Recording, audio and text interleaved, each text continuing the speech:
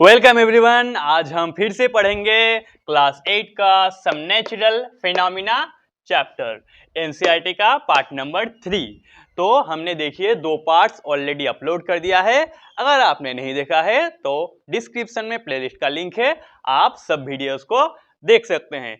तो मैं हूं आपका साइंस सर। तो चलिए आज का वीडियो स्टार्ट करते हैं। तो आज का टॉपिक जिसे हम डिस्कस करेंगे वो है आपका अर्थक्वेक। तो हम अर्थक्वेक के बारे में डिस्कस करेंगे। तो अर्थक्वेक क्या होता है आप नॉर्मली जानते हैं, आपने बहुत बार सुना होगा, ठीक है, कि इस जगह पर अर्थक्वेक आ गया, इस पर आ गया। तो क्या होता है अर्थक्वेक? देखिए, अर्थक्वेक होता है जब किसी कारण की वजह से हमारा अर्थ का सरफेस क्या कांपने लगता है, शेक करने लगता है, तो उसको हम कहते हैं अर्थक्वेक। जैसे कि कुछ महीने पहले आपने सुना होगा कि जापान पर एक बहुत बड़ा अर्थक्वेक आया था। तो जापान पर क्या हुआ था? देखिए, जापान का जो लैंड है वो शेक करने लगा था, कांपने लगा था। तो इसीलिए हम उसे कहते हैं अर्थक्वेक। तो आपने समझा कि अर्थक्वेक क्या होता है, आप इसे ऐसे नोट कीजिए। अर्थक्वेक, द सडन शेकिंग और trembling of earth is known as earthquake. अच्छा, तो जब सडन क्या होता है, अर्थ शेक या फिर ट्रेम्बलिंग करने लगता है, तो उसको कहते हैं हम अर्थक्वेक। एक और चीज जो आपको यहाँ पर नोट करना है कि earthquake occurs all the time. इसका मतलब देखिए, अर्थक्वेक हमारे अर्थ पर किसी ना किसी जगह पर हर वक्त होता ही रहता है, ठीक है। किसी जगह कम होता है, किसी जगह ज़्यादा होता है, लेकिन ऑलवेज होता है। अच्छा, अब जब बहुत कम होता है तो हम उसे नोटिस नहीं कर सकते, लेकिन जब बहुत ज़्यादा होगा तो उस अर्थक्वेक को हम नोटिस कर सकते हैं। नेक्स्ट अब हम समझेंगे कि अर्थक्वेक क्यों होता है, ठीक है। इतना देखिए, अर्थक्वेक बहुत ज़्यादा डैमेज कर सकता है, तो अर्थक्वेक क्यों आता है? तो आप जानते हैं कि अर्थ, देखिए, अर्थ का लेयर्स कितना होता है? 4 लेयर्स। पहला लेयर्स को, जब अर्थ को हम कहते हैं, उसे कहते हैं हम क्रस्ट, नेक्स्ट मेंटल, फिर आउटर कोर आता है, देन इनर कोर। अच्छा, अब यहाँ पर आपको चीज़ याद रखना है कि हमारे जो, देखिए, हम जहाँ पर रहते हैं उसे हम क्या क्रस्ट कहते हैं। तो क्रस्ट देखिए बहुत सारे लेयर्स के ऊपर डिवाइडेड होता है। अच्छा, जैसे एक लेयर हो गया हमारा जो एशिया का, ठीक है, एक हो गया इधर शायद यूरोप, ठीक है, इधर पर कोई एक ऑस्ट्रेलिया। तो ऐसे देखिए बहुत सारे टेक्टोनिक प्लेट्स, इसे हम प्लेट्स कहते हैं, टेक्टोनिक प्लेट्स, इस प्लेट्स की वजह से डिवाइड होता है। अच्छा, अब अगर किसी वजह से देखिए ये प्लेट्स इधर से इधर पर अगर स्लाइड करने लगता है। अच्छा, क्यों स्लाइड करेंगे सर? क्योंकि यहाँ पर देखिए मेंटल पर मोल्टेन आपका लावा मैग्मा रहते हैं। अच्छा, अब उसकी वजह से अगर किसी कारण से 2 प्लेट्स ऐसे आपस में आकर, ठीक है, इधर से अगर यहाँ पर कोलाइड करेंगे, ठीक है, इधर से इधर पर अगर ऐसे कोलाइड होगा, तो क्या होगा? इस पर और इस लैंड पर एक अर्थक्वेक का फॉर्म होगा। तो यहाँ पर देखिए, अब सिंपल देखिए, जब ऐसे कोई और एक चीज से ऐसे रब होगा तो क्या यहाँ पर 2 शेकिंग होगा, ठीक है। इसे ही तो हम क्या कहते हैं? अर्थक्वेक कहते हैं। तो इन सिंपल वर्ड्स देखिए, अर्थक्वेक होता है क्योंकि हमारे टेक्टोनिक प्लेट्स क्या मूवमेंट करते हैं और एक दूसरे से ऐसे फ्रिक्शन की वजह से ही अर्थक्वेक क्रिएट होता है। अब देखिए, जहां पर 2 टेक्टोनिक प्लेट्स का शेकिंग होता है, देखिए इधर पर, तो इसको कहते हैं हम क्या? Seismic zone. सेस्मिक जोन, क्योंकि यहां पर सबसे ज्यादा, या फिर हम इसे फॉल्ट जोन भी कहते हैं,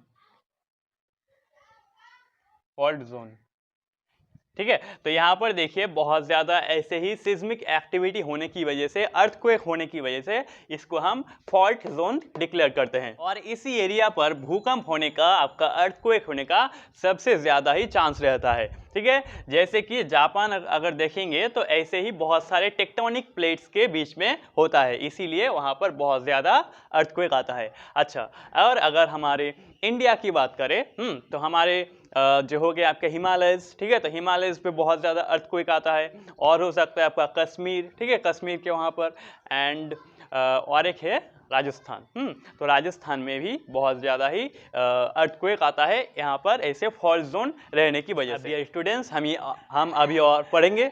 उससे पहले इधर देखिए एक लाइक का बटन है, तो आप इस वीडियो को लाइक कर दीजिए। तो लाइक करने से और भी लोगों तक पहुँचेगा, तो इस वीडियो का लाइक कर दीजिए।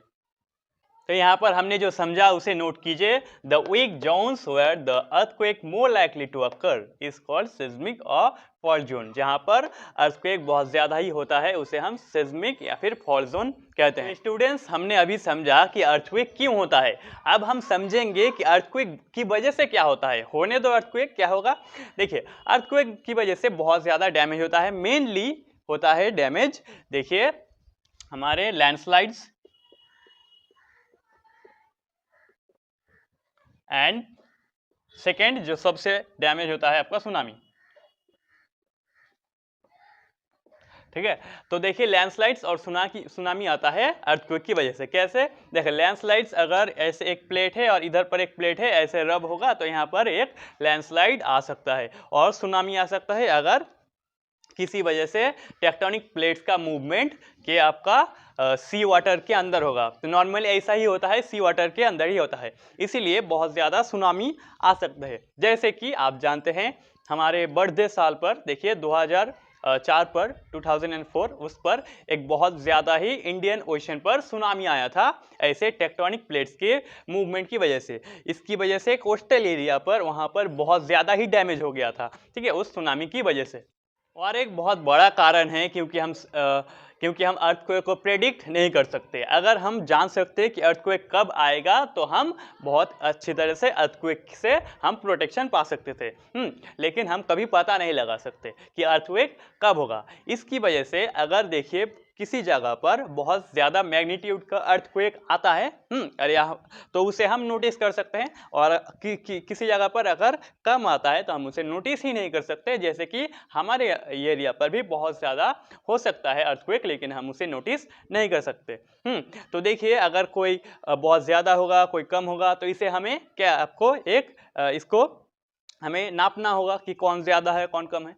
तो इसे हम देखिए एक आपका मशीन होता है, उस मशीन से इसको हम मेजर कहते हैं और इसको कहते हैं हम रिक्टर स्केल।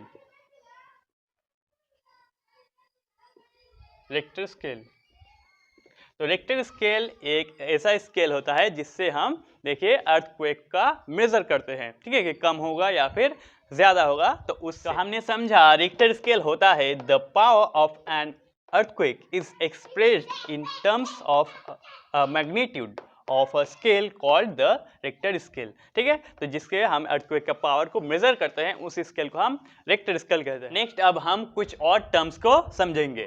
देखिए जहाँ पर earthquake का मेन सेंटर रहता है उसे हम एपी सेंटर कहते हैं। अच्छा, अब अगर यहाँ से एक earthquake का ओरिजिनेशन हुआ यहाँ से, तो ये कैसे होता है। देखिए अगर यहाँ पर हुआ तो ऐसे वेव्स के फॉर्म में ऐसे वेव्स ऐसे निकलते हैं, फिर ऐसे वेव्स जो देखिए ये हमारा अर्थ का सरफेस है, ठीक है, ये आपका अर्थ का सरफेस, तो इस सरफेस पर ये वेव टकराएगा, ठीक है, अर्थक्वेक सीधा नहीं टकराएगा, ऐसे वेव के फॉर्म में टकराएगा।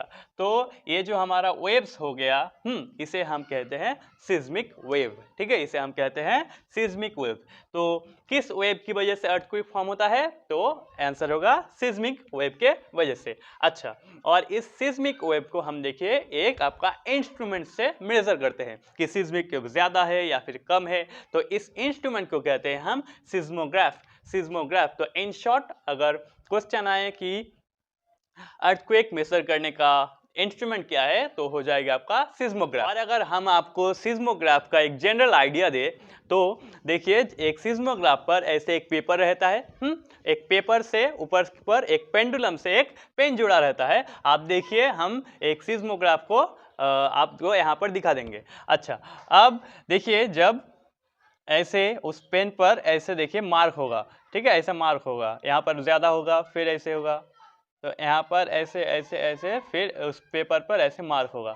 अच्छा, तो यहाँ से हम समझ सकते हैं, देखिए ऐसे सिस्मोग्राफ के पेपर पर मार्क होता है। तो जहाँ पर देखिए सिस्मोग्राफ का जो पॉइंट होता है, पीक हाई होता है, तो वहाँ पर हाई फ्रीक्वेंसी का जो सिस्मिक वेव रहता है, इसका मतलब वहाँ पर अर्थक्वेक बहुत ज़्यादा होता है। अच्छा, और जिस जगह पर देखिए ये लो पॉइंट पे रहता है यहाँ पर, तो यहाँ पर अर्थक्वेक का जो मैग्नीट्यूड होता है बहुत ज़्यादा कम होता है। एक और चीज़ आपको यहाँ पर याद रखना है कि सिस्मोग्राफ जो इंस्ट्रूमेंट है इस पर अगर देखिए रीडिंग 4 आता है तो भूकंप का रीडिंग क्या आएगा 4। अच्छा, लेकिन अगर वो 6 आता है तो ऐसा नहीं होगा कि ये 4 से कितना 50% इंक्रीज हुआ तो थोड़ा सा ही भूकंप ज़्यादा होगा। ऐसा नहीं है। देखिए 4 से 6 के बीच में कितना गैप है 2, तो इस दो गैप के बीच में ये आपका 1000 time more stronger seismic wave या फिर भूकंप हो सकता है। तो देखिए ये 2 होगा आपका 1000 टाइम्स मोर स्ट्रॉन्गर, ठीक है। तो सिस्मिक जो रेक्टर स्केल ऐसे ही काम करता है, 50% इंक्रीज नहीं होगा, 1000 टाइम इंक्रीज होगा। तो ऐसे आपको बहुत अच्छे से याद रखना है ये अगर क्वेश्चन आता है। एंड लास्ट टॉपिक अब हम समझेंगे कि हम अर्थक्वेक से कैसे बच सकते हैं, प्रोटेक्शन फ्रॉम अर्थक्वेक। तो अर्थक्वेक से हम कैसे बचे, ये एक बहुत अच्छा टॉपिक है कि आप कैसे बच भी सकते हैं, क्योंकि देखिए अगर किसी जगह बहुत ज़्यादा अर्थक्वेक आ गया वो आपका घर ही लेकर डूब गया तो ऐसा तो नहीं चलेगा। तो अगर नॉर्मल सिनेरियो में अगर अर्थक्वेक होता है तो हम इससे कैसे बच सकते हैं, तो इसे हमने देखिए ऐसे डिवाइड किया है कि पहले अर्थक्वेक आने से पहले हम क्या कर सकते हैं, उसके बाद अर्थक्वेक आने के बाद हम क्या कर सकते हैं।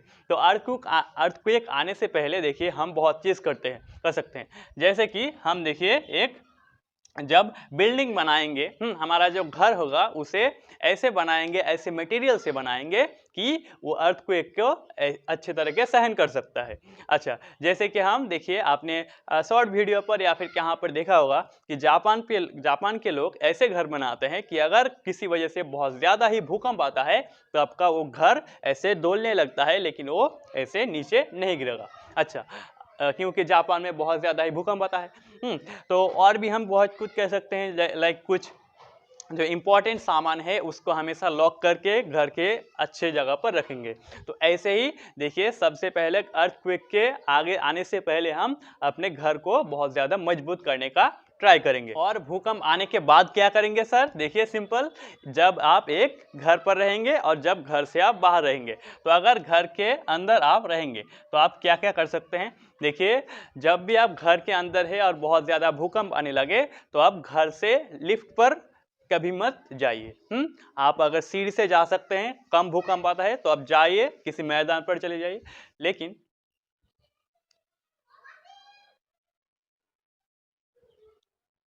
लेकिन अगर बहुत ज़्यादा भूकंप आने लगता है तो आप सिंपल एक देखिए बहुत मजबूत अगर टेबल होगा या फिर कुछ होगा जिसके नीचे आप छुप सकते हैं, तो ऐसी जगह को आप प्रेफर करेंगे।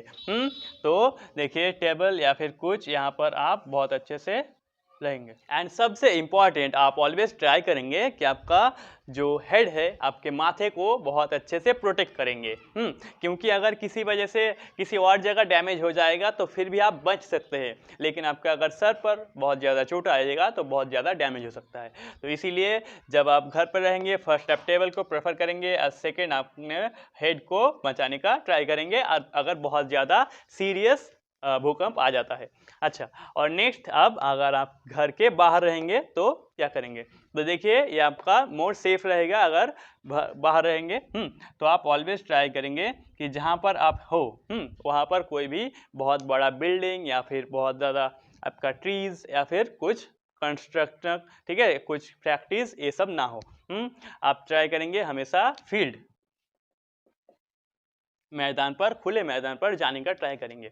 और अगर किसी आप व्हीकल्स पर हैं, सपोज आपने बस पर या फिर ट्रेन पर, तो आप देखिए सिंपल, अगर बस पर या फिर ट्रक पर है किसी, तो आप ड्राइवर को बोलेंगे कि सर आप थोड़ा स्लो गाड़ी चलाइए और किसी खुले मैदान पर चले जाइए। अर्थक्वेक जब तक ना थमे, जब तक ना स्टॉप हो, तो आप बाहर मत निकलिए, उस बस पर ही किसी खुले मैदान पर चले जाइए। और आप डियर स्टूडेंट्स देखिए, थैंक यू, हमने एक और चैप्टर को देखिए पूरा अच्छे से first part, second part, third part ऐसे करके फिनिश कर दिया।